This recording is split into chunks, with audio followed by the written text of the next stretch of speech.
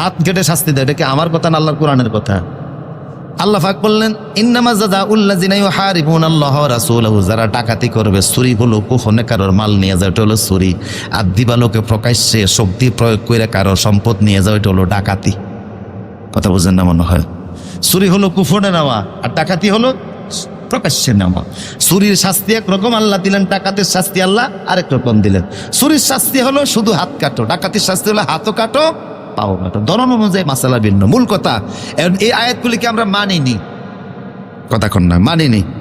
এখন একটা বুদ্ধিমানের প্রশ্ন করতে পারে যে আপনি মানেননি, এটা ফাল্টা প্রশ্ন আপনারা করতে পারেন যে আপনি মানেননি। তা আমি তো ছাত্র পড়াই, আমি যেটা বলি উদাহরণটা শুনলে ভালো বুঝবেন। আমি মানি বা আপনি মানেন, কে কদ্দুর মানি, এক প্রশ্নে সব বুঝবেন। এক কথায় ছাত্র ক্লাসে আসছে, জিজ্ঞেস করি কিরে বাবা গতকাল ক্লাসে আসলে না কেন? তুমি তো প্রতিষ্ঠানের ছাত্র, যেহেতু তুমি ছাত্র প্রতিষ্ঠানের রুল মানা তোমার উপর দায়িত্ব। কথা বলে না, তুমি ছাত্র যদি না হইতে আমি তোমার জিজ্ঞেস করতাম না, যেহেতু আমার ছাত্র, যেহেতু তোমাকে রুল মানতেই। তো গতকাল ক্লাসে আসো নাই কেন? ছেলে বলে হুজুর জ্বর ছিল।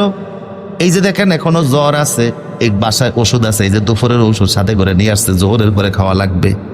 সে প্রতিষ্ঠানে আসে না, এটা তার দোষ, কিন্তু একটা উপযুক্ত কারণ দর্শাইছে, গিয়ে দর্শায় নেই। আরেকটা ছাত্র বলল গতকাল আসো নাই কেন? কয় বন্ধুদেরকে নিয়ে ফুটবল খেলছিলাম। এটা নিয়ে ছাত্রের কাজ, তার কি উপযুক্ত কারণ কৈফিয়তটা ঠিক হইল? তাইলে কৈফিয়ত অনুযায়ী হাসরের ময়দানে বাঁচা যাবে। দিন কায়েম এখন নাই, আল্লাহর আইনগুলি এখন বাস্তবায়ন নাই, কিন্তু যারা দিন কায়েমের পক্ষে কথা বলে হাসরে তাদের কৈফিয়ত আল্লাহ গ্রহণ করবেন। কথা বলে ঠিক কিনা?